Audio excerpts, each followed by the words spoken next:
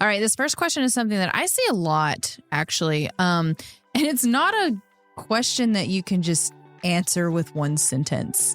But I feel like people want an answer that's just like one sentence long. But it's actually quite deep. What made you finally get sober? Welcome back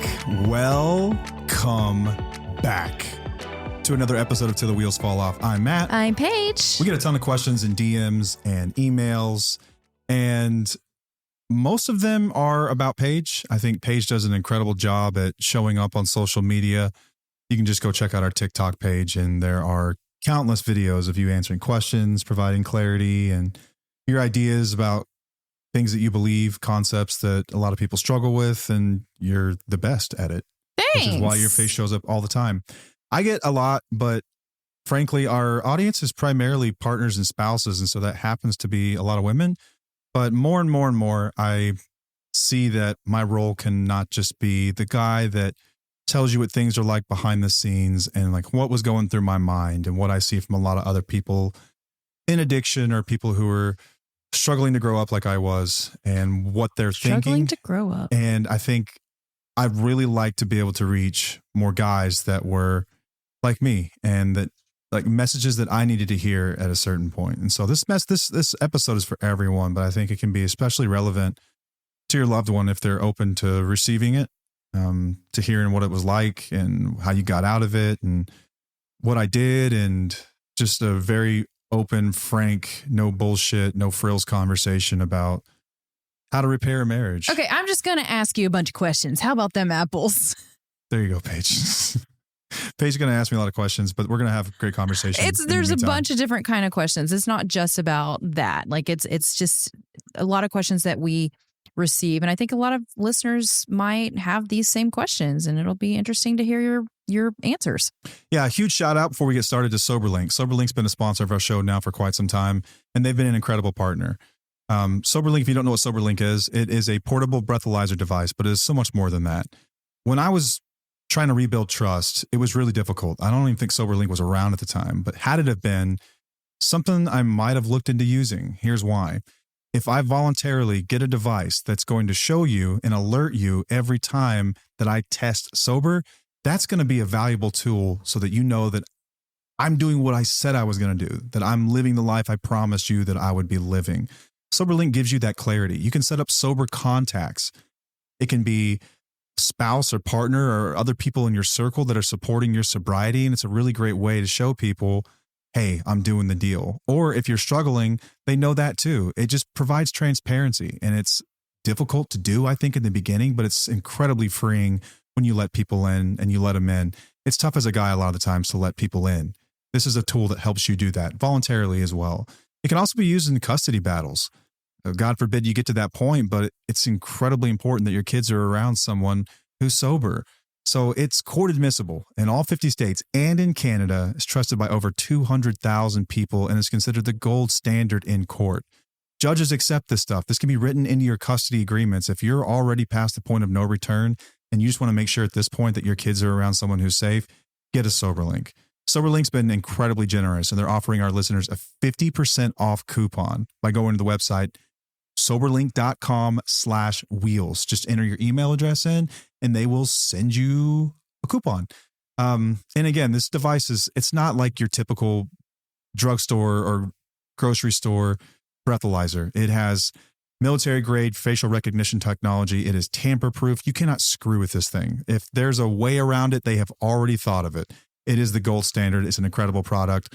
So if this sounds like something that you might be interested in, give SoberLink a look and support the companies that support our show. We really appreciate them. All right, let's get it going. You ready? Yep. All right, this first question is something that I see a lot, actually. And it's not a question that you can just answer with one sentence.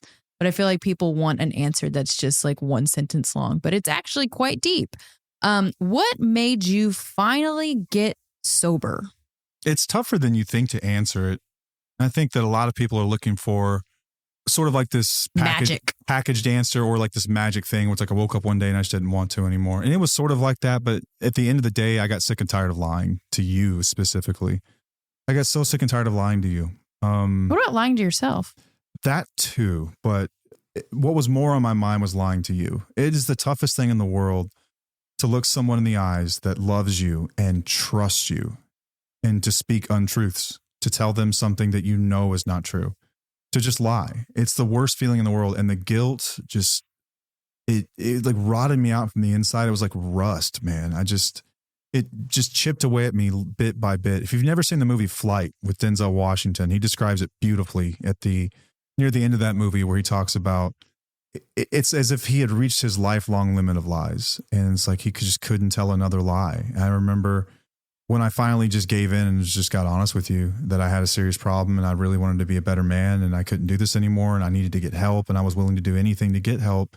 That was a result of all of the lies preceding that had just worn me out. And I couldn't lie anymore, man. I just couldn't lie to you. It's the worst feeling in the world, lying to someone that trusts you and that loves you. It's the worst. It's like this person has given you this gift, which trust is a gift. I mean, you earn it in some sense, but you earn it by, in our situation anyway, I earned it sort of by default. And it was built it was built on false pretenses, you know? Yeah. I was telling you I was someone that I actually wasn't.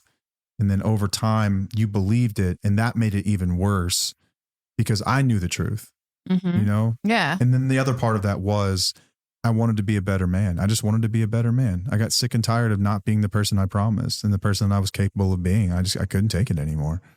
Yeah. And you didn't realize, neither one of us realized what the lying would have done to me later on, years later. I don't think anyone does. No. You tell a little white lie and you can sort of rationalize that in your mind. Like I had a reason to tell that lie, but you don't recognize how damaging that is to people over time. It erodes their sense of trust in themselves. Yes. Because now the way that they interpret the world is faulty. That's what they become convinced of. And it makes them feel crazy. And it makes them wonder who they can trust, if anyone. And then they can't even trust themselves. Lying is one of the most damaging things that you can do to somebody. Well, yeah, especially in your most intimate relationship. Yeah. Like you believed me when I told you where the money went. You believed me when I told you that I hadn't used anything or drank anything. You believed me when I told you that you were going to a donut store and then driving around the lake or whatever, and you were doing something else. Like there were a lot of things that I trusted you with. Yeah. And lying it's a full-time job. Like, because then you have to remember what you lied about and the story that you told. And like, there's so much work involved and it'll get you. It'll get you in the end. It really will. That's what got me. I don't think that a lot of people or like a lot of addicts even realize how damaging the lies can be to other people within their lives, not just themselves. You think you're only harming yourself. You think, oh, this is just my own problem. This is my own issue. This is what I'm dealing with. I can lie to myself. I can lie to them. Everything will be okay. I'll figure it out. But you don't realize what that actually does to another person. And I think that that's why us having these kinds of conversations is really important to a lot of people out there, is that the lies that you were telling your partners is very, very harmful to them in the future. It can make them feel a certain way. Yeah. You don't recognize it in the moment. You just don't. You think that you're saying what you need to say to get by because, like for me, I was like, I've got this under control. I've got this under control. I just need you to back off. And so I'll say whatever I need to say in that moment to make you back off. Right. And then I'll get it under control. Right. You know what I mean? Yeah. Yeah. But then there's a lot of people who will say, oh, well, that's just my addiction. The addiction fueled my lies. Well, it does in some sense. Okay. But I'm not going to accept that as an excuse because it still hurt me. It was the impact. Honestly, I don't care about your intentions in that matter. I cared that it actually impacted me. Yeah. I think what I'm trying to say is that you're not thinking of it like, I'm going to hurt you with this. Like the last thing that I think anyone wants to do to someone they love is to hurt them. It's certainly not your intention. So when people say like the addiction fuels the lie, it does, because the addiction becomes more important than really anything else. And so you'll say whatever you need to say to keep that going. Mm-hmm. If you're not ready to stop, then you'll just say whatever you need to say to keep that going. Yeah. And a lot of times you put that in front of your loved ones because you think if my loved ones really understood what I was dealing with, then they wouldn't take this personally. but it doesn't erase the impact, and they do take it personally. As they should. And it does hurt them. Right. And it does impact them. Yes. So none of that matters. That's the story I told myself, so I guess I could get through the day with myself. Yeah. That makes sense for sure. And that's like, I get the question a lot. Like, do people know that they're doing this? And I've always described it. It's almost like the difference between first degree murder and manslaughter. First degree murder is like, it's premeditated murder, like I'm going to say this thing to hurt you. That's not it's more like manslaughter most of the time anyway, where it's like, I'm not being honest. I'm not doing the right thing. So I could get a result but there's collateral damage and people get hurt in the process. And so that's like manslaughter, right? Like I didn't mean to hit that person with my car, but I was drinking and driving. So you kind of put yourself in that situation. So is it intentional? Not in the sense that people think like intentional. Right. I think people watch too many movies and they think, I think so too. People generally aren't, unless you're with some kind of like supervillain narcissist type, they're not premeditating like hurting you. Right. Generally not. It's a spur of the moment. How do I protect myself? How do I protect this? A lot of times it's like to prevent bigger fights. It's like, I can just say a lie right now and we won't have to argue for an hour about something stupid. I'll just lie about it. Right. But even if you didn't mean to, it's still your responsibility to deal with those consequences that come along with it. Yeah. And that's what honestly and telling the truth is about. That's what accountability is about. Yeah.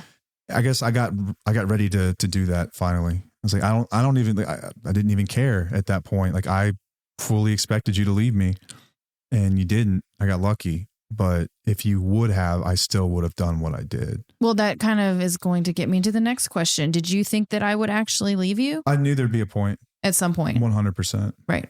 I don't think it would have been like right away, but we were already on that road. Mm-hmm. It was spring of 2013. I bet you by the following spring, that'd have been it. Probably.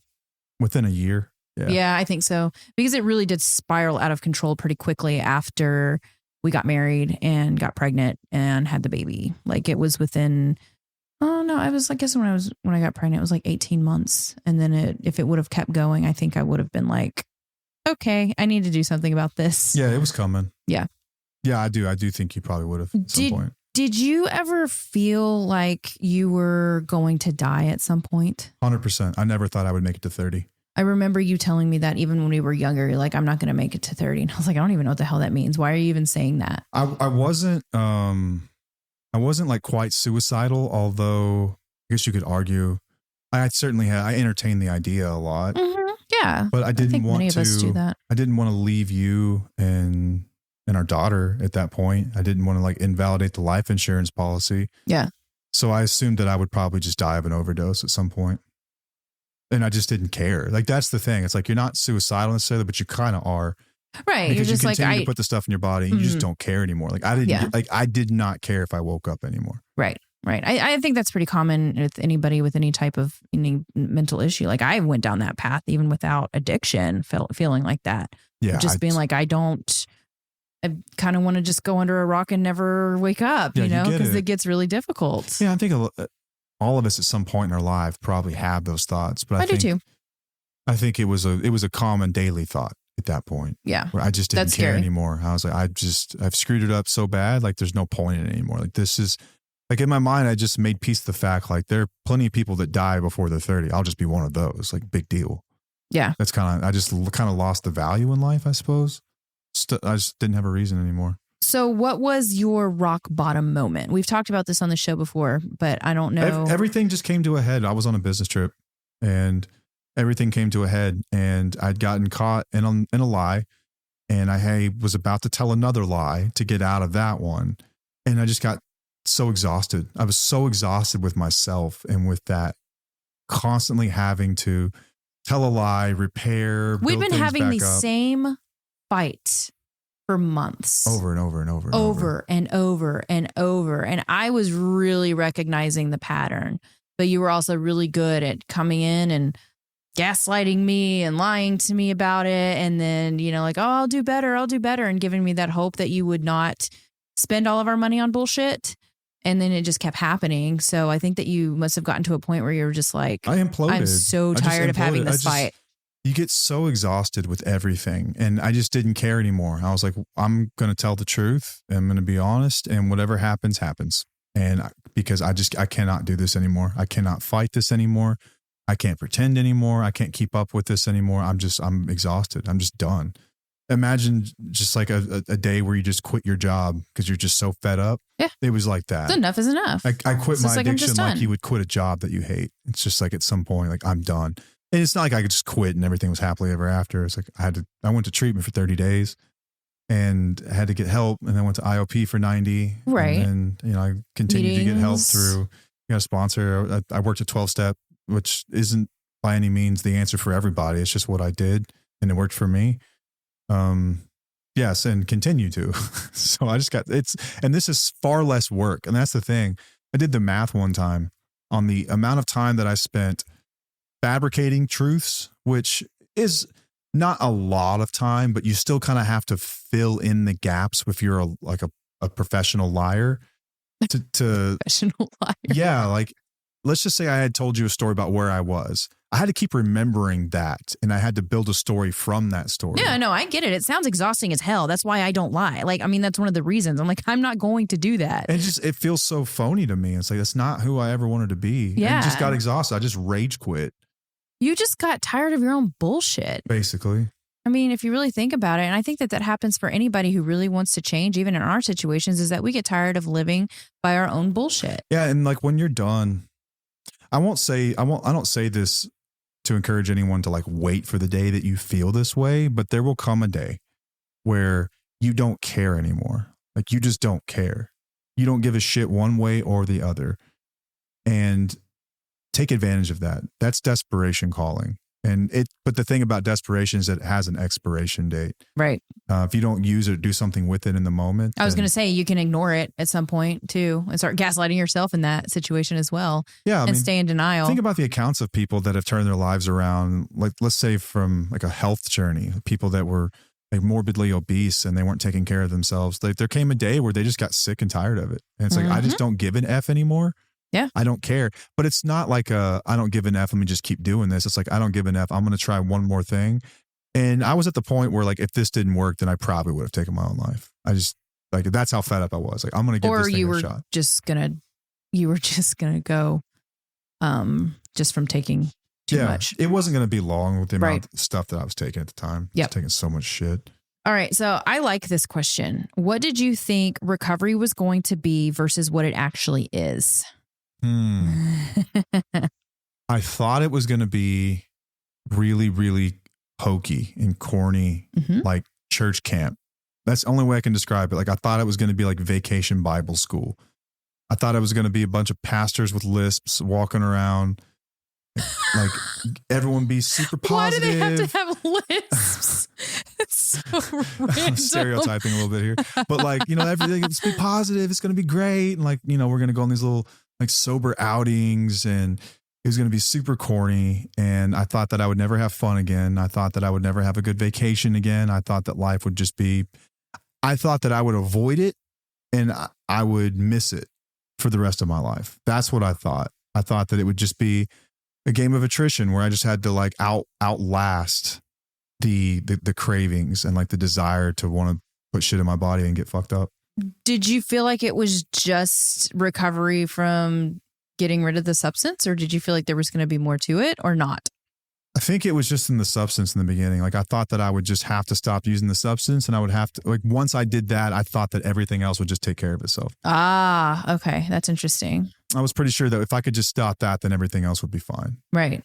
I think a lot of people have that mentality. And it is the first step. Like, don't get me wrong. Like I would challenge you to try to live the life that you think you're going to live while continuing to use the substance, because chances are you've been trying that and failing. Right. Right. And I've always said, like, it would be disingenuous for me to sit here and say that, like, if I could drink right now without any consequence whatsoever, I would drink. Yeah.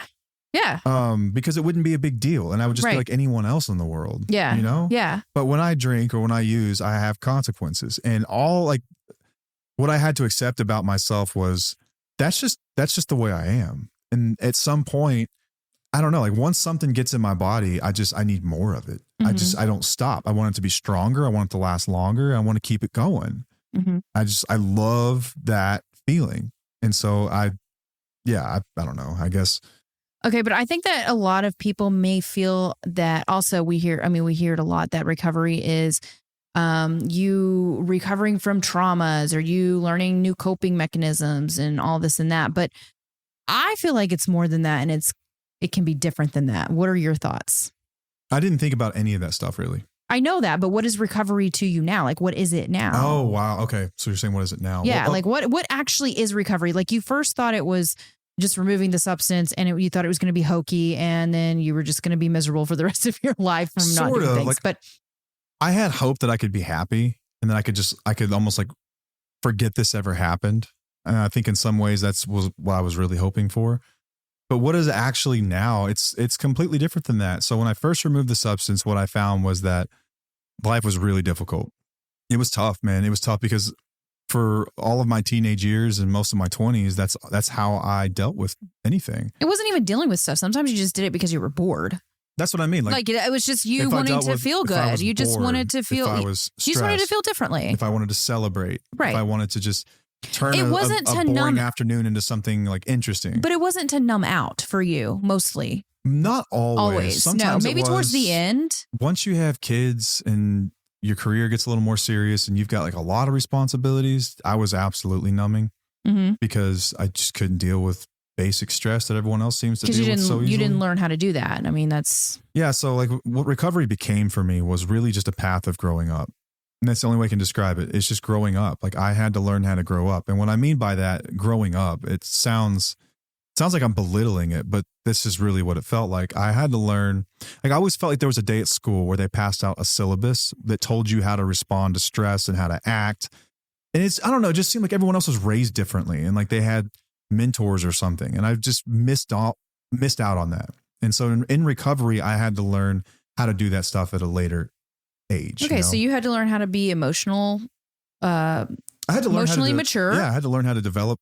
Like, okay, I had to develop awareness of what my emotions even were when I was feeling them because I didn't even know.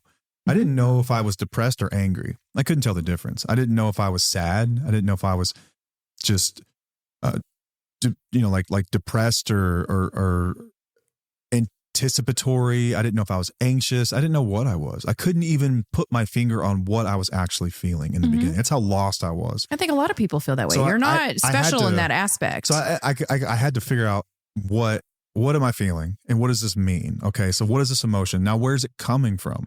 Where does that stem from? And I had to learn the language of emotions. That was like a big part of it in the beginning. Then I had to learn, I guess most important lessons that probably I think I learned is that I'm not a slave to my first thought. I'm reactive. By nature, I'm reactive. When something happens, I react. And it actually can be an asset sometimes. Sometimes people that react are great. Like you want someone that can react if there's an emergency. They will just react and they'll take care of shit. Yeah. And they don't think twice about it.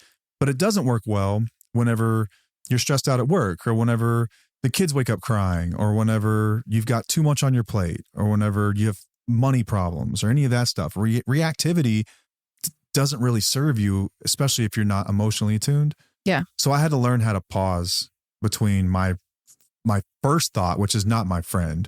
Okay, that's just regulating your emotions too, though. That's something that you're having to learn. Yeah, definitionally, that's what I was doing. I was learning how to regulate my emotions, which was not react to them. Right. Take a moment, reason, and then respond. So I had to learn the difference between reactions and responses. Yeah, which we have to do the same. Yeah, in the beginning, everything was just a reaction. I think a lot of adults struggle with this. I don't think that this is anything special just to addiction. I think with addiction, what you get, though, is I believe wholly that it stunts you emotionally. Yes, I agree there. And so it's like arrested development. I wasn't your average 26-year-old dude. I was a 26-year-old dude with like the coping skills of a 13-year-old dude. Right. And there are some people who are in their 50s who started using really heavily in their 20s. And so you have as someone that looks to be 50-something years old, and you would expect them to respond like a 50-something-year-old. But on the inside, they're working with tools that are really limited, that they picked up along the way sometimes, but most of them are just set in stone when they were really young. Yeah.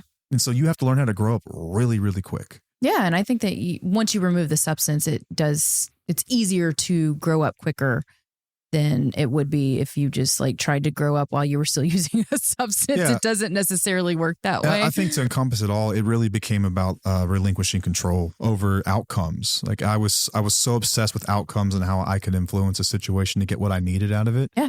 I just mean uncertainty.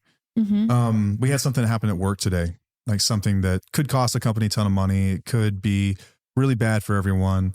And there's that uncertainty that hangs out over it. And I like guarantees and answers. And so I would rack my brain all day, all night long about what can I do to fix this? What can I do to fix this? And most of the time, this stuff is out of your control, but I obsess over it like it's my problem to fix. There's so many problems in life like that. And I learned how to let go. I had to let go of things and just say like, it's going to be okay. Right. Which is, I feel like you're looking at me like I'm crazy, but like, this is a lesson that was like profound to me. I don't think you're crazy. I think you're making yourself out to be like special in this. And I don't think you're as special you really think as that you a lot think. of adults struggle with this? 100%. Like without addiction? Yes, I do. To some degree. Yes, I do. I think that there are a lot of people out there who struggle. There are a lot of emotionally immature people that do not struggle with substances that have this issue of wanting these specific outcomes. I think that that's like just part of nature. That's just who we are as humans. And we have to learn how to cope and deal. I don't think that our parents, that generation, they didn't do the best job at teaching us how to cope or how to adult. They just didn't. I don't know. I always remember, maybe I just remembered the people that seemed to handle things well. And so I always compared to that. I don't think it's like that much at all. But when I look at recovery within you and what I think that you are, you said it perfectly earlier. It's just growing up. It's really just becoming the person you want to be. It's being true to yourself. It's being authentic. It's learning how to be the best version of yourself possible. It's living by your values. It's being honest. It's not necessarily all this deep, dark shit that a lot of people talk about. Sometimes it's just growth. It's just learning life skills and how to navigate life with some tools that you weren't really taught growing up. And even when it comes to trauma, like if stuff had happened in your childhood or whatever, most of the time what you need to know about those things is that they weren't your fault. They weren't your fault. That it's not because you lack worth or that you're not worthy of love or that you deserved any of that stuff. And that at some point it becomes your responsibility that you let it define you, as opposed to saying I'm a survivor. It's moving beyond a victim mindset. And so that's how I dealt with a lot of that. And that honestly wasn't that difficult. I was going to say that wasn't even that wasn't a big part of your recovery until later on. And even then it wasn't even that big. It was just like, okay, what am I going to do about it? I don't think I dealt with any of that stuff the first year. We talked about this recently in the, you don't have to know exactly why you are the way you are. It's just better. You can work on how to fix it without knowing the why. And that can get you started. And then eventually you can deal with the why. But did you have to learn empathy in recovery? You've always been... I don't know. Like the question almost seems like you're asking, like, did I not have empathy that I had to learn what it was? No. Did you... I know that you've had empathy because I've been with you since we were 14 years old. And I remember you being empathetic before you started like going down that path. But a lot of people will compare addicts to narcissists, and narcissists lack empathy. And during your most active addiction, I did recognize that you were selfish. You didn't give a shit about what was going on within me or what I was dealing with. And I felt like it took you a while for you to really open up the empathy part of yourself until later on into recovery. Here's how I would describe how that worked for me is the golden rule, right? Treat others the way that you would want to be treated. Mm-hmm. Well, if you're someone that is struggling with addiction, my guess is that behind that, there is some kind of trauma in your life that has been unresolved, some kind. At some point, I had convinced myself that I didn't deserve to be told the truth, and it didn't bother me. I had convinced myself that it wouldn't even bother me. So I think the golden rule for me was treat others the way you would want to be treated. And I think that I did that, unfortunately. Because I wouldn't care if I got lied to about that. Why would she care? I wouldn't care if someone said that to me. I wouldn't care if they didn't pay me. I wouldn't care, like whatever. Like I didn't care. I didn't think that I was worthy of it. So why the hell would anyone else care about this thing that I don't care about? Mm-hmm. So what I had to recognize was that I was worthy of it and everyone else is as well. And the way that I treat people is direct reflection of the way that I feel about myself. So when it came to empathy, it wasn't just like recognizing when I had done something wrong and like putting myself in your shoes and how that must have felt. I think in a lot of ways it was like backtrack it to why do I think it's okay to lie to someone? Like, and why that wouldn't affect them? It's like, well, because I wouldn't care. Well, why wouldn't you care? Maybe because I was lied to a lot. Is that okay? Do you actually like being lied to? I'm asking myself these questions. Like, I'm like, no, I don't. Like, it makes you feel like you can't trust people. It makes you feel alone in the world. It makes you feel like you're on an island. It's like, yeah, okay, give other people the same thing that you would want. Like, how would you prefer? If you could go back in time, how would you prefer it? Yeah. And it's like, I wouldn't want to be lied to. I wouldn't want to treat people that way. Okay, so let's not do that anymore. And so I think you have to develop, this is going to sound terrible, but I think you have to develop empathy from within, almost in a sense, first, to recognize that like the feelings that I denied myself for so long, that's not shared by everyone around me. They feel deeply. They care. They're not, I'm not going to say broken, but they're not wired the way that I'm wired. Yeah. You know? So right. everyone else feels that stuff, dude. It matters to them. Okay. Just because you don't care doesn't mean that they don't care. Yeah. And so it was more or less like, I think I had to fix it within myself first. And then I started to show up differently with other people in the world, especially you, and to truly feel what you must have felt. And I'm feeling all that stuff at the same time too. And that's a really another tough part about recovery, I think, in general, is that like, it's really, really, it's like drinking through a fire hose emotionally.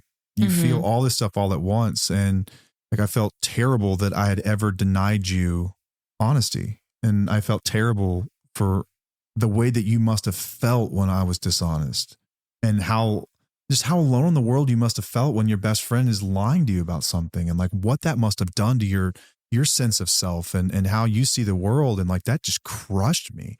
And so you have to be really careful not to spiral into shame and just recognize it and say, okay, I think I know why I did this, and it's not okay. Now I have to fix this. Right. And so that starts at some point by just saying like, I'm not doing this anymore. And then slowly but surely I dealt with all the emotions of the shame and all that other stuff. Right. But yeah, I think that, to answer your question, I think that like I always had empathy, but if you deny yourself empathy, you're not going to show it to anyone else either.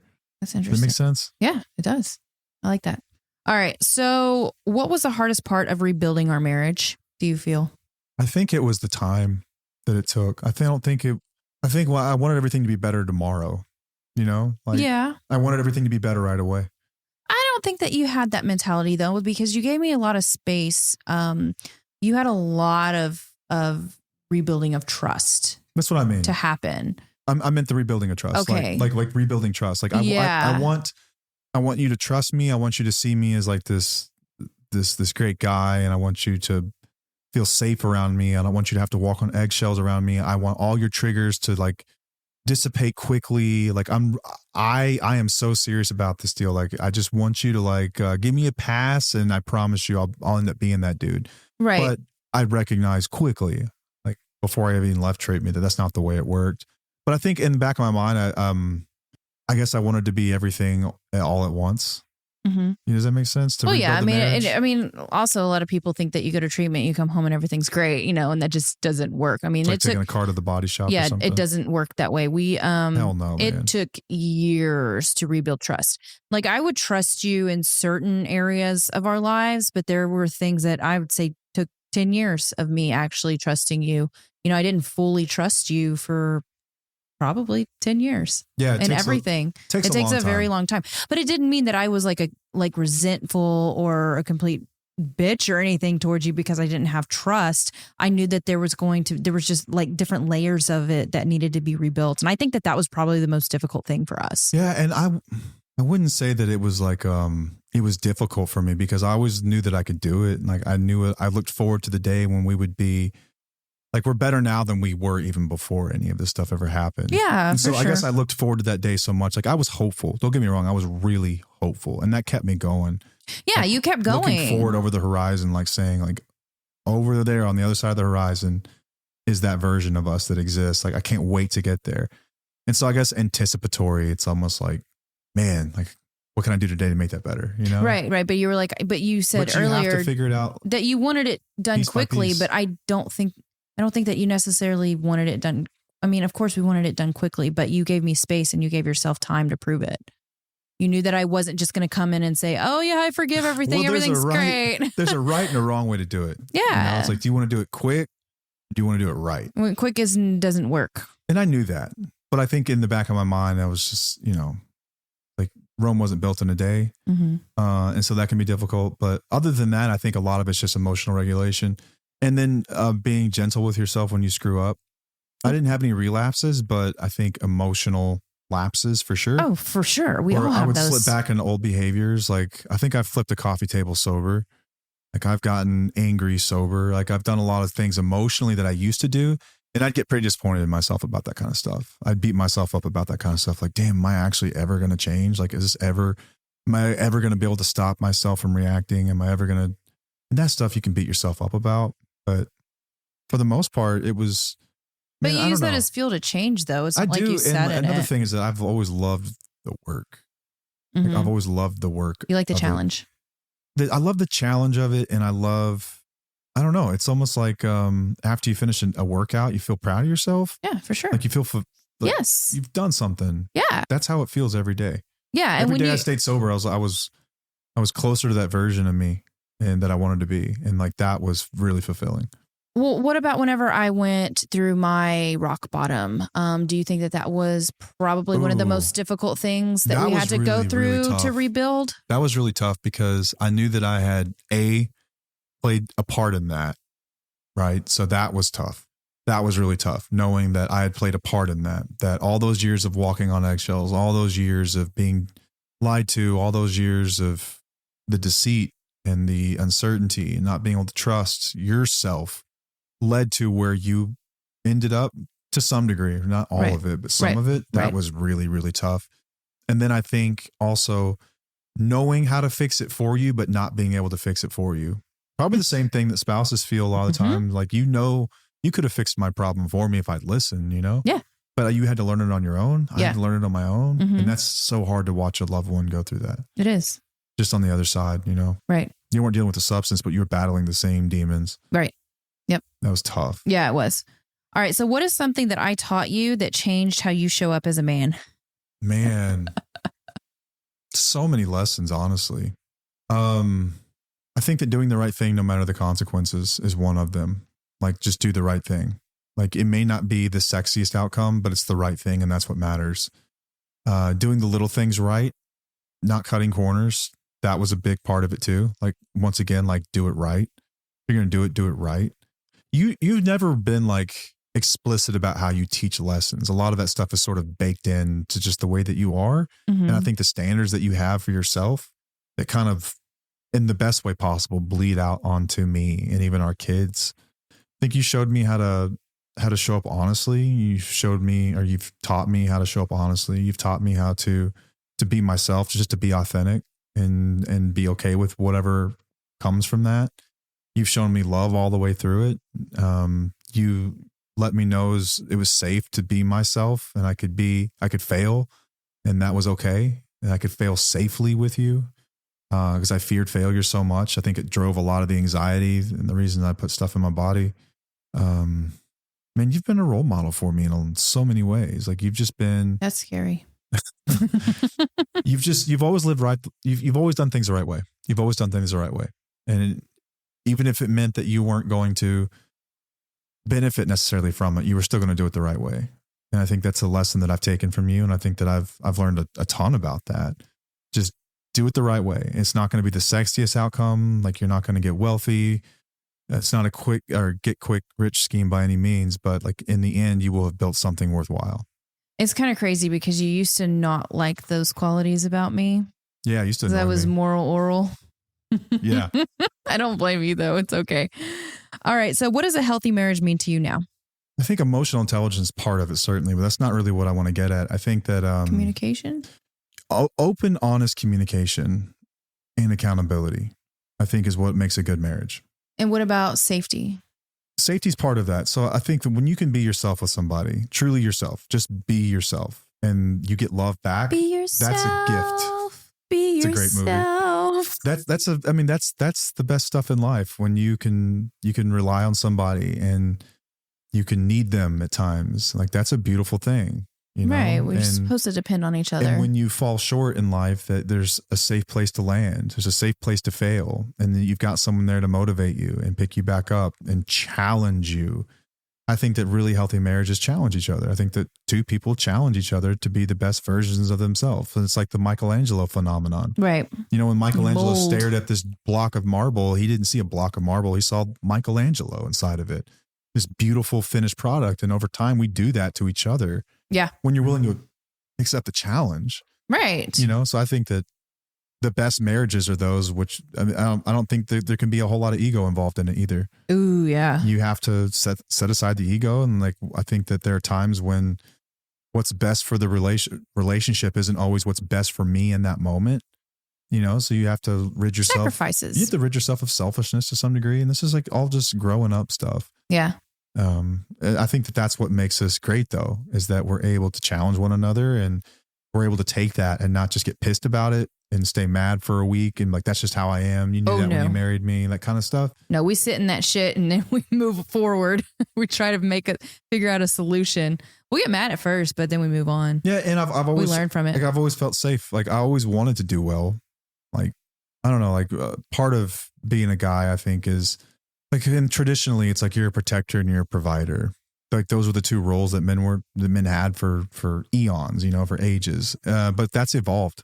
Mm-hmm. It's evolved so much. Like those two things still very well may be expected in your marriage. But on top of that, you're expected to be a kind and loving and present father. And you're supposed to be a role model for your children. You're supposed to be someone who's present for your children, involved in their lives, not just to the degree that their mother tells you, but to the degree that like you would want someone to be involved in your life. Ooh, that's deep. So yeah. Like, I know my kids' teachers' names. I know when their tests are. Like I know this stuff because I want to know this stuff. I don't know this stuff because it checks the boxes of like being a good guy. It's just you know their appointments and you got too involved and now it's all messy.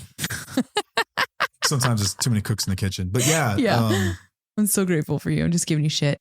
Man, I think, yeah, just like being involved like that. And it's not just about being a provider or protector. Like those two things can be really important depending on your family and your structure and like how you guys decided to do it. I don't think there's a wrong answer. It's whatever works for you two, you know, but I think so much of it now is also like you need to do all those things and you also need to take care of yourself and you also need to be emotionally intelligent and you also need to be able to have emotional conversations and you also need to be someone that people can feel safe around. And I don't just mean like physically. I think that a lot of guys think that I'll protect you, but will you protect me emotionally?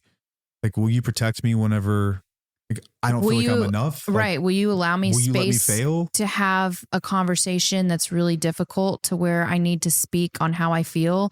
And like, are you going to allow that space for me? Or are you just going to tell me I'm sensitive and you need to get over it? Like, that's not safe. I need a safe space. I need to be able to talk to somebody who is going to allow me to feel whatever I need to feel and have an open ear. Have you always felt safe with me? Yeah. And that's the thing is that you provide that for me. Mm-hmm. It should be reciprocal. I think, you know, it should go both ways. It shouldn't just be a one-way street where, and man, I think that, a lot of guys struggle with this. I see it a lot because weren't necessarily taught how to show up like that. And I'm not saying that it's an excuse, but there's a lot of the reasons why things are the way they are. It's not an excuse again, because we can learn. I'm proof of evidence of that. But if you ask like a lot of like, ask any self-professed mama's boy, what's your favorite thing about your mom? So she knows exactly what you need and when you need it. She knows how to comfort you when you're sad. She knows what you need to hear whenever you're down on yourself.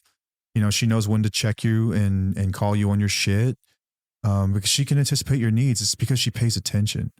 Guys can do this too, right? This is not unique to women. Did you just compare me to a mom of you? No, I'm just saying in general, like a lot of guys aren't this way, but they've been treated this way by their mothers. And so we had great role models of how to anticipate someone else's needs. You know what I mean? Yeah. But I guess, I don't know. Something gets lost and then they don't know how to do it. It's like they received it, but don't know how to give that. Yeah. Just give it right back. Okay. Can you talk about Independently Strong real quick? Yeah. Okay. So Independently Strong is our program, our course. After all of this, the dust settled and everything else, we looked at our lives and our journey and thought, okay, how could we replicate this for people? Like, what are the main ideas? What are some of the things that we did well? What are some of the things we didn't do so well? And then we got with a licensed therapist, Dr. Christopher Taylor, to bring in the clinical expertise that was needed to really make this thing meaningful for people's lives. So it is a course designed to help you build agency. If you don't know what that means, it's a course designed to help you make decisions in your life. If you feel stuck, if you feel like you don't know what to do, if you feel like you need to ask a million questions before you do anything at all, that's because you have lost agency. And it's because you have likely been in a situation where you've been all alone and you've felt like you are at the mercy of whatever anyone else in your life decides to do. Most times your spouse or partner that's struggling with addiction, and they kind of run the roost. And so you end up living in survival mode for years and years and years. And so how do you get out of that, right? One of the first things we do is we set you up with a relationship evaluation, which is also available as a mini course on the website, but it's going to walk you through. It's almost like an inventory for a relationship. Like it's going to help you see exactly what it is, because I think many times we can wear rose-colored glasses when it comes to our relationships and we don't recognize how bad it actually is. So that's the first thing that we do. Then we're going to teach you about trauma. We're going to teach you about trauma bonds. We're going to teach you about boundaries. We're going to teach you about how to build a healthy self. We're going to teach you how to find yourself again. So many people come to us and they say, I don't know who I am anymore. I don't even know what to do. I used to be this person with dreams and goals and ideas, and I used to be so sure, and now I'm not. And that is what addiction will do to loved ones. And so we help you rebuild that. It's got exercises. It's got, not quizzes, but reflections, I should say, reflections in each of the modules, 10 modules long. There's also one about addiction that I do. It's self-paced. Self-paced, because we know that everyone has busy lives, and we encourage you to try to do about a module a week if you can. And that should take about 1 to 2 hours, maybe. If you do this, if you actually work through it, not just purchase it and just leave it in your inbox and never access the course, but if you do this, your life will change. Yep. I promise you that. Your life will change. Your life will get better. We don't teach people how to leave relationships. We don't teach people how to just stay in relationships. We teach people how to look at reality and respond, not react, accordingly. And with clarity, not from a place of fear anymore, but from a place of clarity. And you can get 75% off if you put in the code WeLease75 at checkout. Independentlystrong.com. Yep. Independentlystrong.com. Also, or tufo.com. Yeah, we've got a website, tufo.com. We've got a newsletter, comes out every week. It's totally free. We've got a listener community on Facebook that you can access on our website as well. You've got to be a listener. So if you're listening to this, you can access it. If you don't, we're not going to let you in. Yes. We're very particular. Very particular for a about reason. That. We've got merch. We've got Recovery Rocks. This is Recovery Rock. This is a really cool way to show appreciation for someone else in your life that has walked through this journey of recovery with you. On the front's got our logo. On the back, it says, "Thank you for being my rock." We've got sweatshirts and stickers for water bottles like Paige has got over there. We've got all kinds of cool stuff up there. Yeah. Mention newsletter. There's something else on that website. Blog. We have also book recommendations that are not necessarily addiction related. Sometimes some of them are just stuff that's helped us through life. Self-help books and things that we appreciate. Stuff that has helped us through life. Okay. I think we're good. Ready? Yep. All right. We're going to move on to a parenting category. You just talked about parenting, but I have some questions for you. Oh, fun. And how do you talk to our kids about your past? I'm just really honest with them about it. Yep. It's obviously age appropriate. When they were really little, like young, I mean like 4, 5, 6 years old, like early elementary school. It was simply that dad doesn't drink. I think I used to tell them like dad's allergic to it. I didn't exactly tell them what happened whenever I drank, but it's a easy way for a kid to understand. Most kids understand allergies, because they've had them at some point. Yeah. But I was always honest with them about what I'd been through.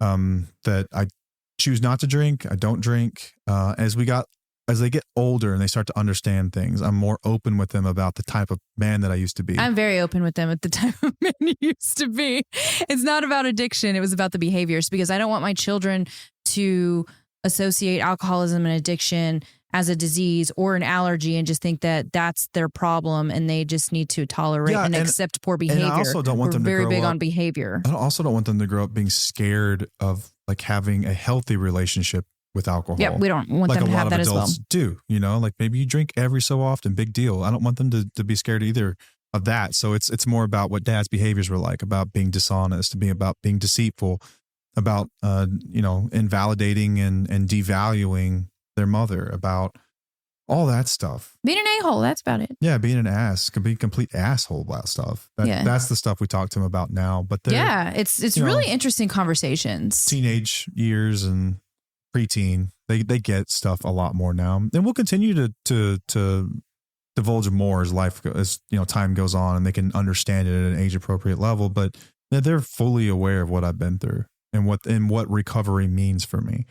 Yeah, I know that they can open up to some of their friends if they ever need to, which kind of makes it interesting for them because they have a different dynamic than a lot of other kids, but they understand things. So they understand if somebody's going through a rough patch because we talk about it with them. We understand, we let them know what we've been through and what we've gone through, and that they may have friends who have parents who are going through the same thing. So they can have decent conversations with them and have some support. Yeah. And I'm really open, cool. like with our son, about like struggling emotionally as a male and what that's like. And, it's okay to have these feelings. It's okay that you have feelings. Like you have a problem. You are not a problem because you have feelings. Like it's okay to be a burden sometimes. It's okay to feel this stuff, and you can talk about these things. And I'm very, very, very open with him about that stuff. Yeah, that's great.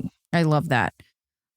What are you doing differently as a dad? So our son wasn't even born, but I can say that your parenting style has changed within the last 5 years, like even within sobriety. Like you wanted to be a part of their lives when you were younger, but you were working on other things. It was different. It's not until recently that you actually became more involved. So what are you doing differently than you feel like you probably would have done before? I think in the beginning it was like a kid raising kids, and part of that's because we were young, but another part of it was because I was like emotionally a kid and didn't really know how to deal with that stuff. I think now I'm pretty confident that like I'm an adult and I can be a mentor to you.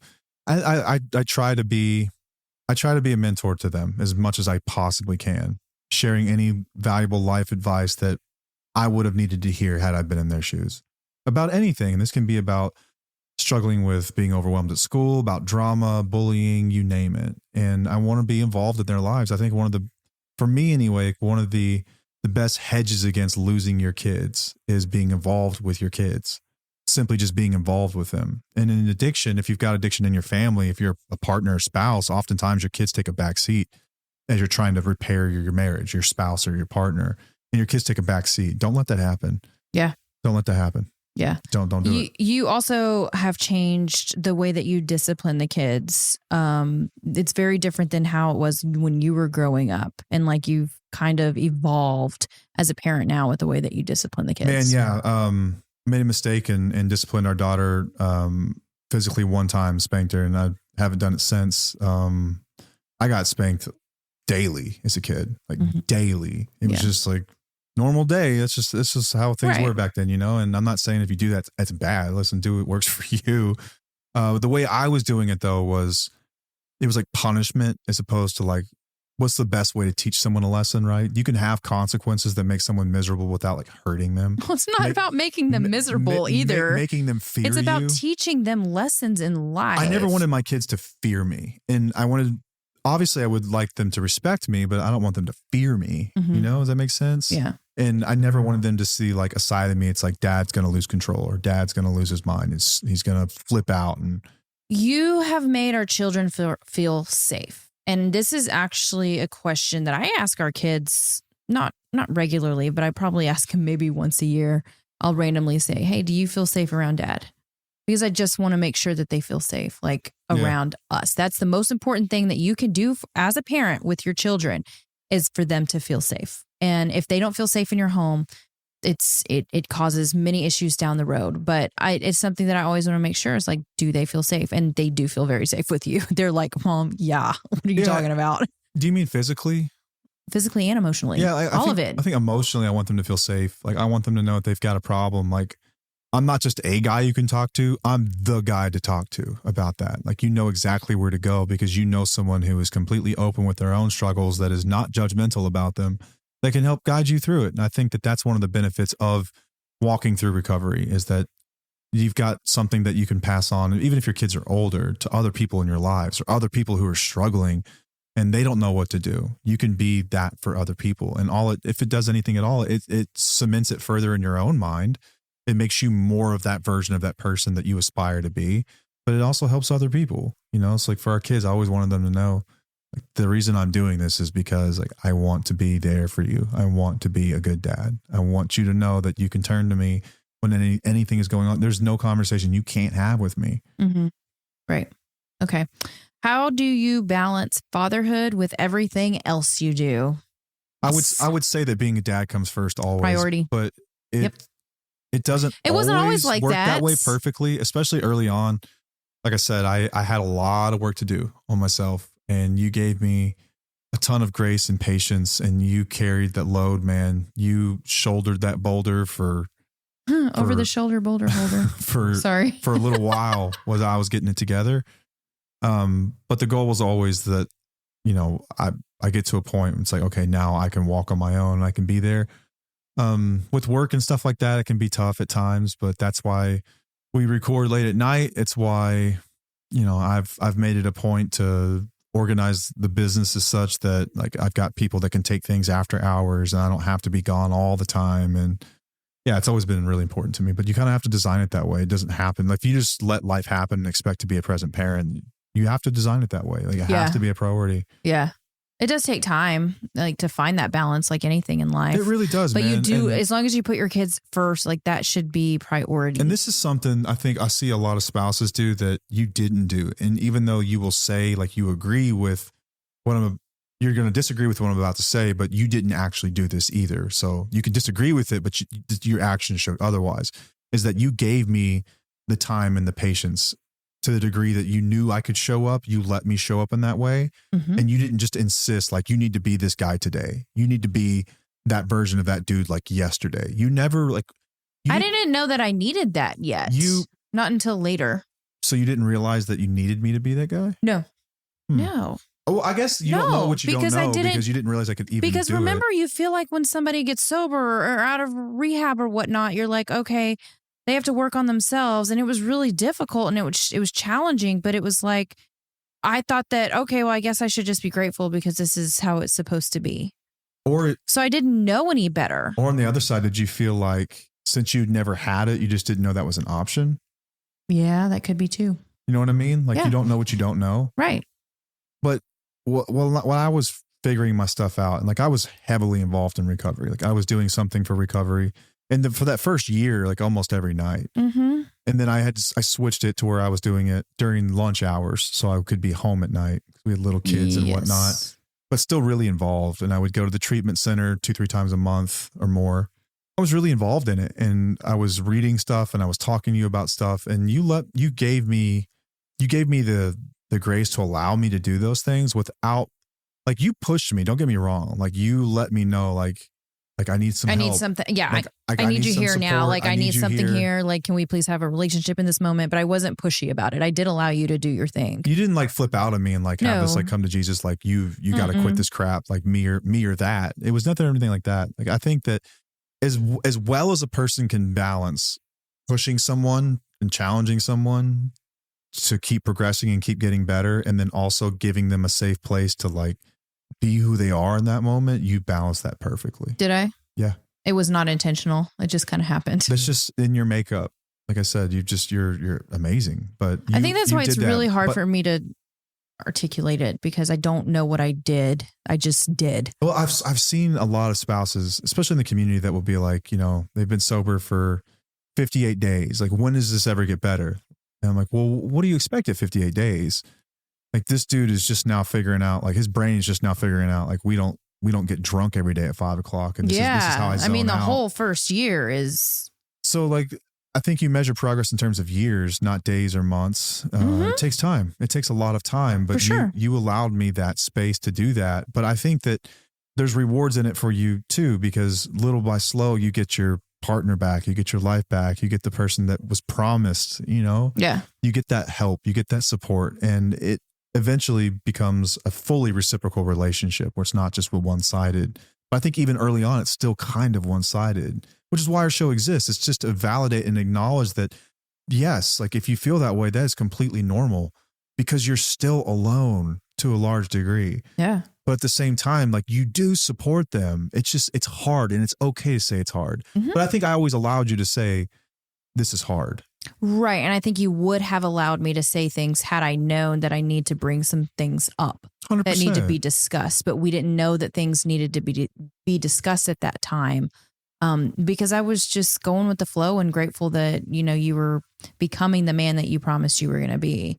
I didn't know that we needed to have more in-depth conversations about, forgiveness and all that stuff. Just pretend that you had been listening to our show for a year while this was going on and all this stuff. You know this stuff needs to happen. Could you see how you would be insistent almost that like, yo, you need to do this stuff like now? I guess, but I still feel like I would have communicated it in a more positive way because that's something that I try to do. Like even with my triggers, like I don't lose my mind on you. If I had triggers, I would have a conversation with you of like, hey, look, this is something that happened that made me feel uncomfortable. And I just wanted to bring it to your attention. It was about the way I communicate things. It's not, I don't feel like I was ever really like, well, that's your fault that you triggered the shit out of me. Like, how dare you? I wouldn't be feeling this way if you didn't do what you had to do. If you didn't do what you did in the past. Like I never did that with you. I didn't feel like that's part of my makeup. That's not who I am. It was more of like all about my approach and how I would bring things up to you. So I don't know. You did a really good job. I just want to say that. I think that it's something I see a lot of people struggle with is like the timing of it all. Yeah. Yeah. So if I would have heard the show, I probably would have been like, hey, do you want to have a talk about this? I learned something, it's about the way I would approach you. And you would take it in a way that I feel would be not defensive. You wouldn't be defensive. You would just be like, okay, let's talk about this and figure out how we're going to deal with it. I feel like our communication has always been on point. I just didn't know that that's something that I needed to discuss back then. Anytime anything ever came up, you weren't attacking me. No. You were just letting me know how you were feeling. Yes. Like this is how I felt when this happened. Right. And so then it's like you're allowing me to approach it with curiosity and empathy as opposed to defensiveness. Does that make sense? Absolutely. That's how it's always been between us. Yeah, but that's not like me being manipulative or anything like that. That's literally just how I bring things up. That's how I've always felt like I communicate with anybody. It's like, this is how I feel about something. How can we tackle this? Instead of being accusatory or being ugly or throwing you under the bus or anything like that. I never did that with you. And we're going to talk about this in a future episode about how tone and approach can be everything. And to make a conversation productive, because not everyone's wired that way.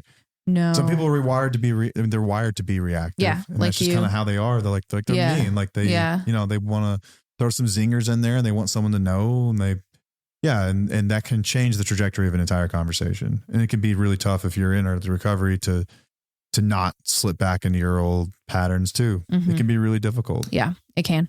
All right. So what's one mistake you're determined not to repeat with your kids? I didn't want my kids to grow up fearful. I didn't want them to grow up fearful. I didn't want them to fear that I was unstable. I didn't want them to fear that they couldn't talk to me about things. I didn't want them to be fearful physically. It has nothing to do with like finances or like being a provider or any of that stuff. I just wanted them to know that like they can fail safely with me and like I will support them. I love that. Fail safely.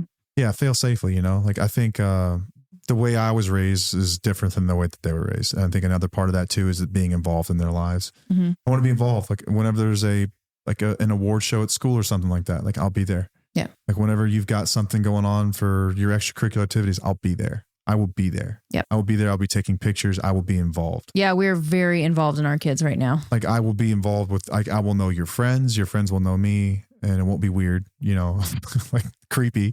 I don't know.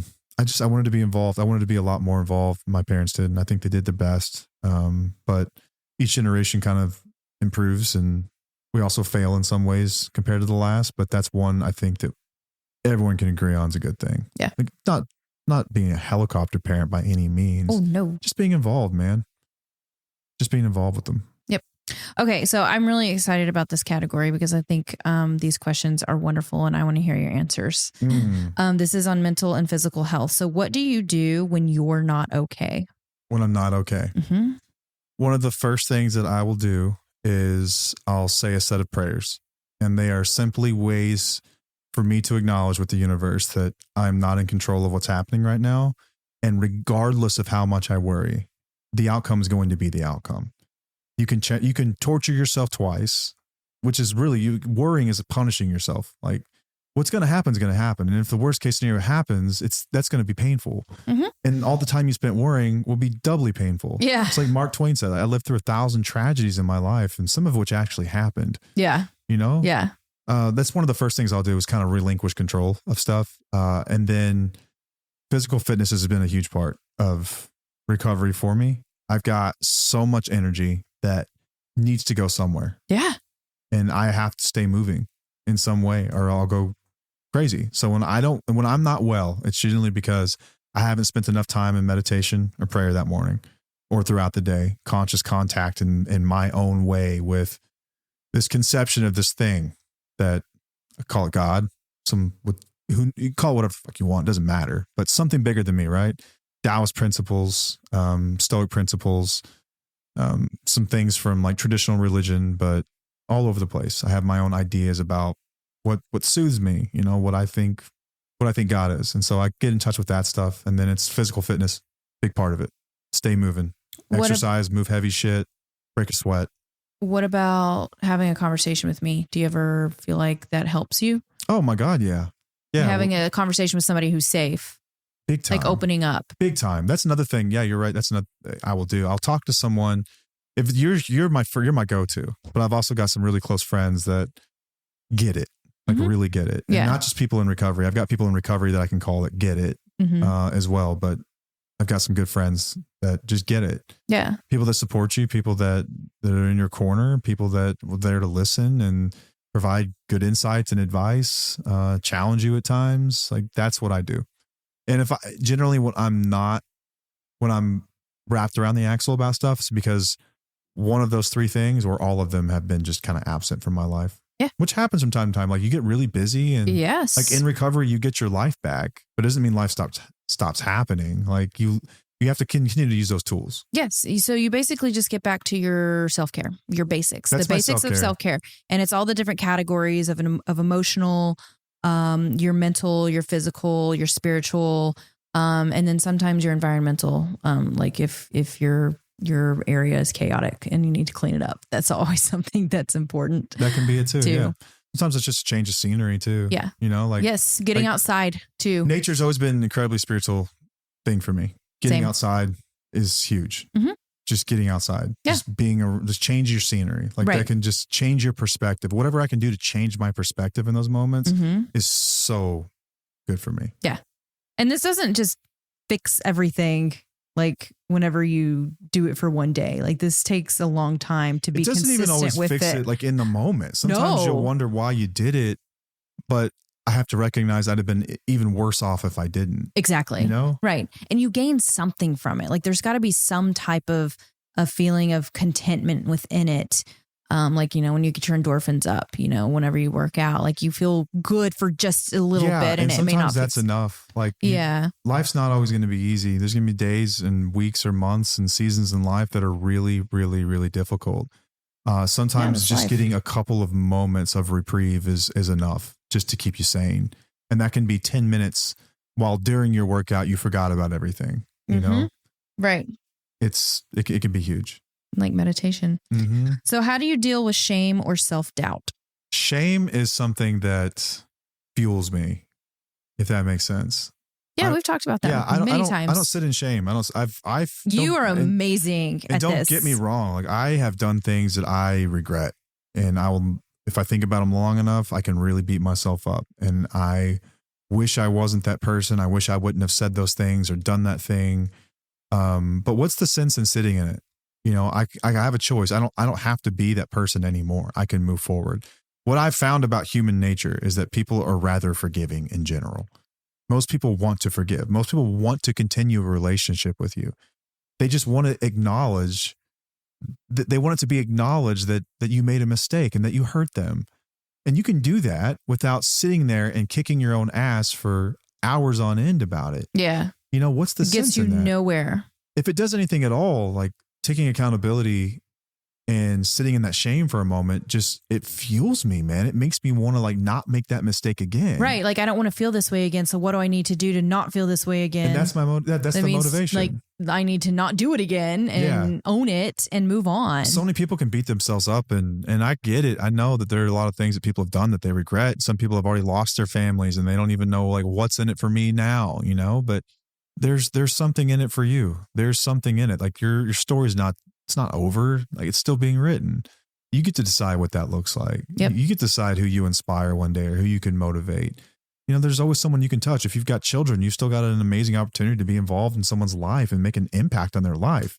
It's not just like, oh, poor me. I feel shame and that's the end of it. I think that let it fuel you. If it's gonna exist, do something positive with it. Right.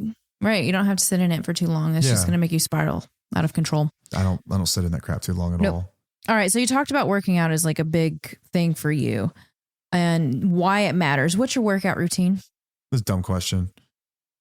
Why? I like to lift weights. That's not a dumb question. A lot of people want to know that about you. What is your workout routine?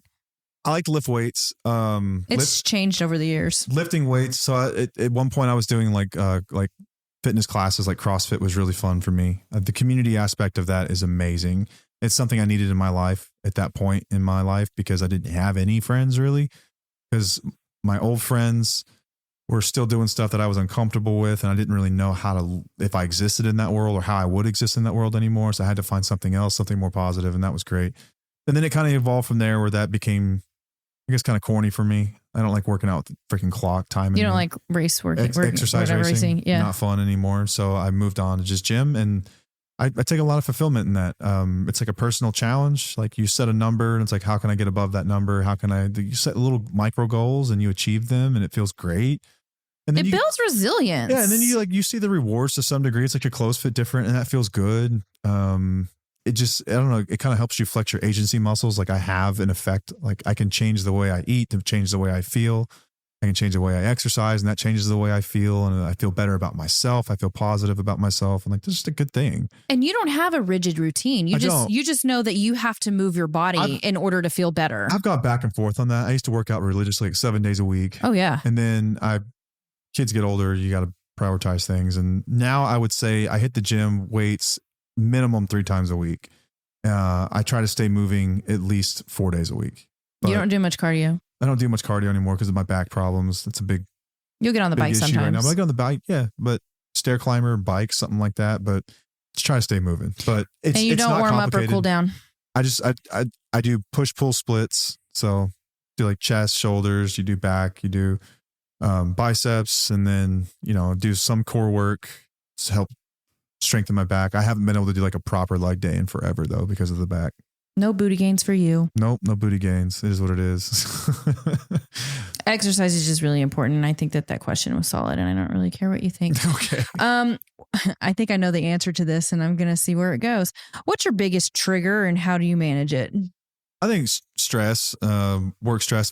When I get overwhelmed, when there's too many things that require my attention all at once, I just kind of shut down. I don't handle it well at all. When too many things are being asked of me at one given moment, or if too many people need my attention for something. Is that where MJ gets it from? Could be. It could be. Like if I'm at work, for instance, and there's like a massive problem, and then there are 2 or 3 people that need me to look at something at the same time, or people are asking me questions, or they need approval on something. Like, it's just, I get overwhelmed and I get short tempered, and my brain just like, it goes way too fast. It just overloads, and I just kind of like shut down. And then I beat myself up for shutting down. And then, yeah, stress. I would just say like stress in general. But like that's behavioral. Like, you don't have a trigger that revolves around substances. Oh, substances. That wasn't the question, but I was just thinking about that. One, it could be travel. Okay. Or like vacation. Yeah. Just I think being out. That could be one, because a lot of people like drinking it's conviviality. It's letting loose. It's relaxing. It's like this reward in a lot of ways, And so like on vacations, that's what People do. It's like you go to restaurants and you'll see a bunch of people drinking these fancy looking drinks you've never seen. It's like, man, I wonder what that thing tastes like. And it's not triggering. Like I don't struggle with it. Yeah, I wouldn't call that a trigger. I think that's more it crosses my mind. You know what I mean? Yeah, it's just like, oh man, that would be nice right now. That looks really fun. Yeah, and then within a millisecond, I have to remind myself, like, I never drink like that guy's drinking or she's drinking. Right. It was always, we'd end up somewhere we shouldn't be late at night, and then I would always turn into something stronger. I would need to mix it with something. But I mean, I have those moments too. Like we were leaving the Rangers game yesterday in that little area where there's like that live music and like restaurants and stuff over there. I would have loved to have gone over there and just chill and have a couple of drinks and maybe snack on some food or whatnot. But we don't live that life anymore, and we just don't do that. It's funny you said that because I saw that and I was like, man, I bet you she would love to go over there. But we had the kids with us. And yeah, I was we like, did. They're going to be so pissed if I drag, especially one of them was just not in the mood. Right. No, it would not have worked out. No. But I don't have But if any, it was just you and me, like that's something that I was thinking. I don't have any triggers that revolve around. You don't have, but you've never really had like the triggers that we discuss within the spouses. Like we have those, you can't even, you can't control it. It just happens. It's an emotion that someone opens a can or something. Yeah, it's like that. when you open a can or you smell something in particular that reminds you of a certain time that was like very upsetting or something that happened that was traumatic. Like you think of that and then you just get this jarring feeling that's uncontrollable. I get thoughts that cross my mind, no doubt. Thoughts, yes, but not a trigger. No, not really. Not really. And I'm trying to think, did I ever? I think early on I probably did. Or I didn't spend a lot of time around places that I could get triggered early on because I didn't want to test it out.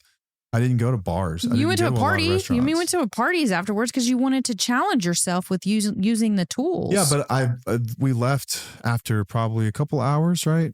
Yeah. Maybe a few hours. Yeah. We were there, 2, maybe 3. I don't know. But at some point, everyone's partying and like I got annoyed, I think, with this is annoyed a trigger. Like I just got really annoyed. No, that's not a trigger. Short tempered because I'm like, this is just annoying. You're just like, people I just want to, that's just not comfortable. Drunk people are really fun for a while, but then they get obnoxious.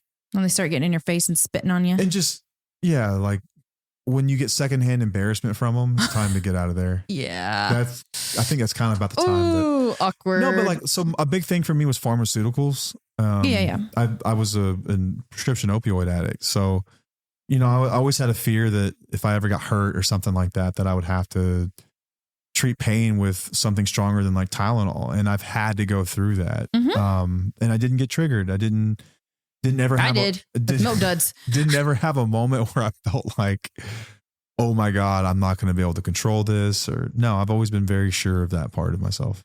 That's amazing. I love that. I think that's inspiring. Well, I don't think I'm special. I think that anyone could develop that, honestly.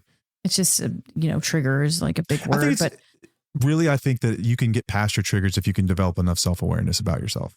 Like self-awareness about yourself. That's redundant. Self-awareness. If you can just develop enough self-awareness, I think you can get past your triggers. I know why I was triggered by this thing. I know why I'm seeking this thing. I know why I responded that way just now. And then you just walk yourself back in reverse. Mm-hmm. Okay. I was triggered because you owned your triggers. Yeah, absolutely. And you dealt with it. Yeah. That's great. Okay. Do you ever miss the old life? We kind of just talked about this, but do you ever miss the old life? We've talked about me missing the old life before on the episode. I think I miss the idea of it. Okay. I miss the idea of it, but I don't like miss it. Like I wouldn't trade the life I have today. Oh no. For anything. And I truly, and like that's another thing is that there's nothing in the entire world.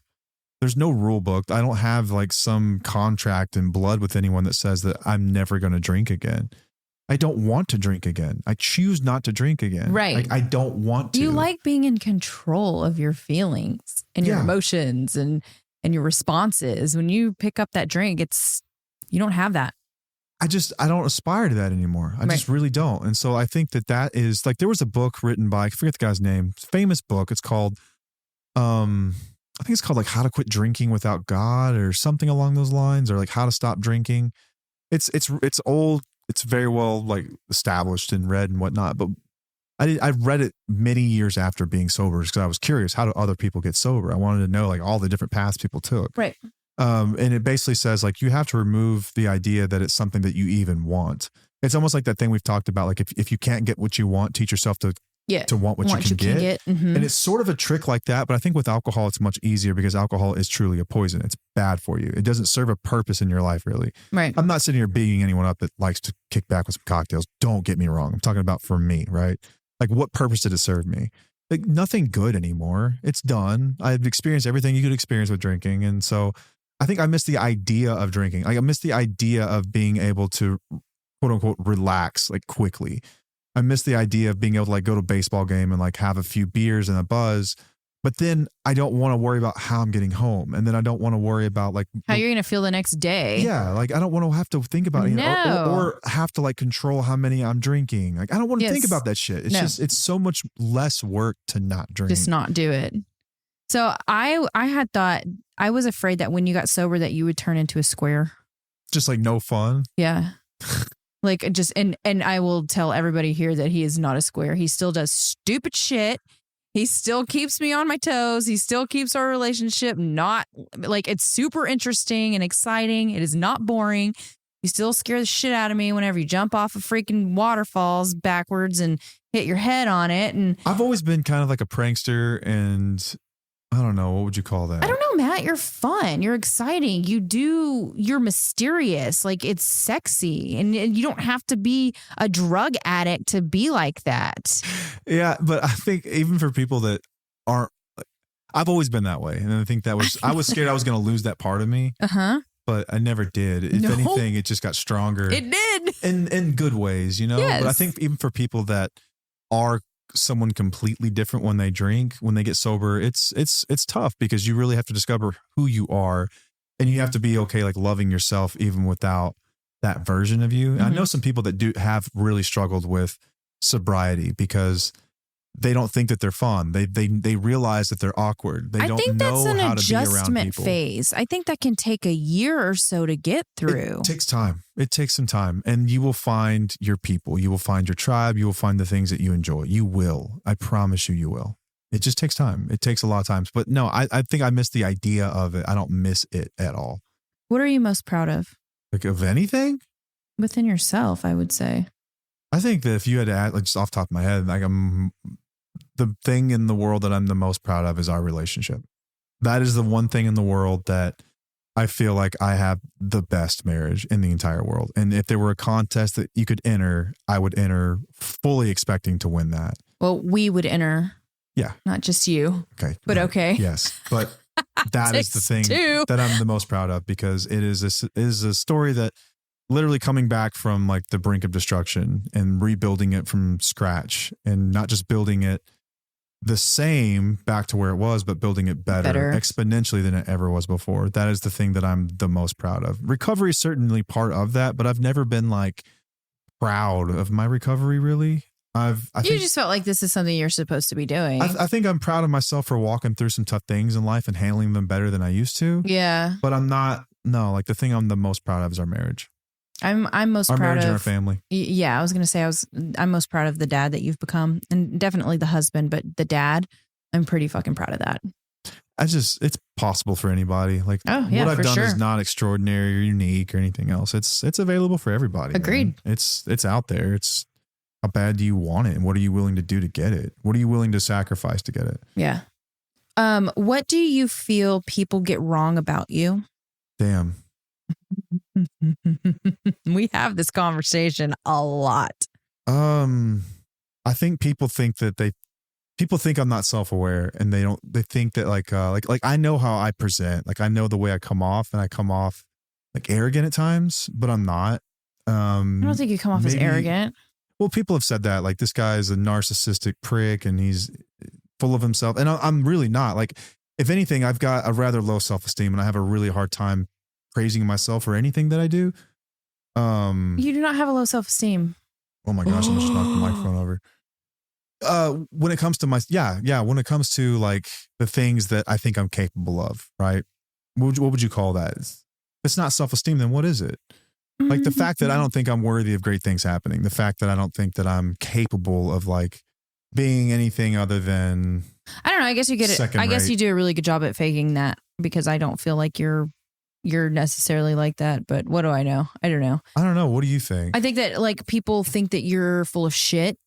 I think that you come across as people think that you are really good at like a salesman or something. Yeah, like salesman. That actually bothers me because I'm not. You're really good with your words. You're a really good presenter. And we've had people mention how you like talk over me and all this bullshit or whatever. But then we've had people say like, no, they just have a different, you can tell they're different personality dynamics because we're so much different. We are different. Like and we've said this from the beginning, like I'm the observer. I'm the one who sits and just like, I want to listen and you're the talker. That's how it's always been in our relationship. But they'll see things and they think that you're still like this. They don't think that you've actually changed and they think that you're just full of shit. No, like if you could follow us around, what you would see is me almost exhibiting behaviors of like a little boy watching his mom, like learning how to behave and like how to respond. Like I'm really observant. And if anything at all, like I have more respect for you than I do of anybody in the world. Like if you say something, like it's going to straight to heart. I'm going to listen to it. I'm going to sit with it. I'm going to think about it. Like I honor and I value your opinions about things and your thoughts about things and even your feelings about stuff. And maybe we don't always agree on every bit of it, but I value your opinions. Right. And yeah, it does bother me if people ever think that I'm like, this is some kind of a show. Like, yeah, I just think that people get that wrong. That drives me nuts because it couldn't be further from the truth, but I guess think what you want. Yeah. Like I don't care that they think that way. That is what it is. But I do think that that's what they get. I guess it's just hurtful because I can't believe that they think that you would put up with that. Does that make sense? Okay, so that's why I take offense to it. Honestly, that's why I take offense to it. It's like, because honestly, you don't know her. She would never deal with that shit from anyone. Well, that's what I'm saying is that they talk shit about you, but then in turn they're talking shit about me because they're saying that I'm still tolerating shit. I'm still like this weakling or I don't know. They say some pretty hateful shit, and I'm like, if you really knew me, you would know that I wouldn't tolerate that shit. And I'm going to call him on that crap anyway. So you can miss me with that. So I do think that that's a lot. I think that's what a lot of people do get wrong about you. Yeah, I'm not that at all. No. I think a lot of times people project like their ex or someone that they know. No, man. Like, so my best friend, Dr. Taylor, said that the first time that he ever met me, he saw me from across the room and he was like, who's this douchebag? Yep. And he had me figured out, he said, but before he even met me. And then we started to talk. And I think within the first 10 minutes, we're talking about like philosophy or something else. We're talking about just like life in general. We had this like really honest, just like very humble conversation. And he was like, you completely threw for a loop. Like I thought that you were going to be some arrogant asshole, like bro. And yeah, no, like that's not me, man. I think I'm just trapped in this body that looks like one of those dudes. But like inside, I'm like this super skinny, like nerdy guy. You haven't always looked like that though. It's kind of weird. But you've always had this like confidence in the way that you walk and whenever you walk into a room and this, how you present yourself. I don't know why you're looking at me like that because you have this stance, you have this swagger, you have this way about you. I remember the first time I ever fucking met you when we were 14 and I saw you outside and I noticed it and I recognized it is that you were confident. I remember whenever that's not conscious, by the way. It's just you have this way of walking into a room where people look at you. I remember whenever it's because I look like some dude on the Hallmark Channel or something. No, it's the way you walk. You have like your hand in your pocket and you like have this way about you where you just like, I don't know, you light up a room. It's something it's sexy as hell. And I think that it might intimidate some people and they may think that, oh, this guy's so full of shit because he's so women get the same shit. If you're walking around confident, we get talked and judged about too. I am the nicest dude in the world. I don't think I am above anybody. I know you're really great at I love all people and I can talk to anyone. It is true. You'll talk to a fucking brick wall. And it's not like phony salesy. Like I love people and I love to hear about like how they figure life out. And that's one of my favorite things in the world to do is discover that kind of stuff. And so if people have ever painted me in like, it's kind of hurtful because it's not me, man. It's not me at all. Yeah, but they don't mind. Who cares what they think? At the end of the day, it's just some person on the internet. Yeah. Whatever. All right. So this is the last round and this is going to be the lightning round. I'm going to ask you some really random questions and we'll see if you can answer them. What? What are the lightning round questions? Uh-huh. Fun shit. Okay. It's just stupid. What is this? It's supposed to be about like helpful for like someone who's like in my shoes. Not necessarily. Maybe this a is spouse just, to understand. No, their this is partner about. a bit This is better. also about you too. Okay. This is something that I want to know because I don't know the answer to this. What is the weirdest thing in your gym bag? The weirdest thing in my gym bag? Yes. Oh, what constitutes weird? Okay, so for a long time, the weirdest thing in my gym bag that was probably in no other guy's gym bag was a cheese straightener. Because I used to a cheese straightener? No, a cheese. I thought you said cheese.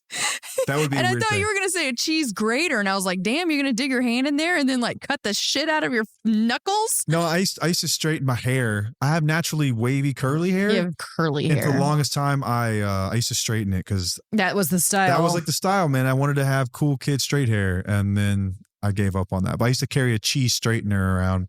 Now, man, I've got nothing in there really, just like mousse. I keep an extra pair of pants, an extra belt. Because you forget pants sometimes. I've forgotten pants so many times. I get to the office, I'm like, I don't have pants today. So in underwear? I've forgotten underwear. But that's okay. Times. Underwear's understandable. I don't have anything weird in my gym bag. That's a weird question. No, you really, Oh, you know what? Actually. The straightener's not weird, but I guess it is for you. What? I have a Dungeons and Dragons player's manual. That's not weird. Kind of weird for a gym bag, I think. It's just a bag. You don't have any like snacks? No. In my gym bag? I don't know. I just feel like you would have something really weird in there. I don't know. I guess I just have weird shit. Cheese straightener. Yeah, a cheese straightener. That's a weird effing metrosexual thing to have in your gym bag.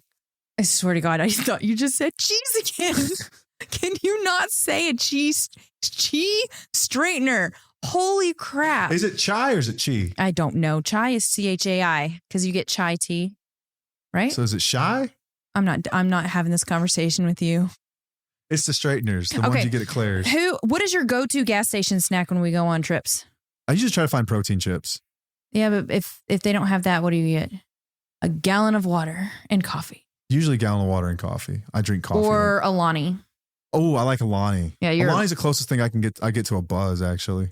Oh, and all I get is heart palpitations. It's probably going to kill me long before I'm due. It will.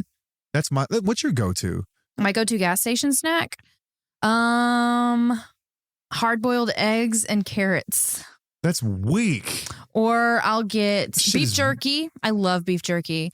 Well, so ever since I was on that program, like I trained my brain to just get healthy shit, and it's rare that I'll get trash. Okay, so let's just say it's the last day on Earth. What are we both? So if I were gonna get like trash gas station, okay, I like pork rinds, and probably chili cheese Fritos. I like candy. Doesn't matter what it is. See, I won't do candy. I you know prefer me. chocolate to gummies, but I prefer. It's candy. I would get gummy bears. I love gummy bears. I would get the little like bite-size Butterfingers. I would get Reese's. I would get. Or I would just eat out of whatever you get. Zero bars. Because a lot of times you'll just go in there and like get a bunch of shit, and then we'll just snack on it. Funyuns too. I like Funyuns. Sydney likes Funyuns. All right, who's your dream podcast guest? I don't know. We talked about one earlier, and I would. It was mine. It is yours, but it's mine as well. I would love to interview Freya India. Yeah, I love her insights. So good. I don't know. So we don't do guests here really. So there's not really. I would love to talk to Mark Lewis. I would love to get him on the show one day. Biology of Desire. Yeah, Biology of Desire. I would love to get him on the show one day. I think that'd be really good. There's a few people. I think Rich Roll would be a pretty good guest from an addiction standpoint. He's got a really great story.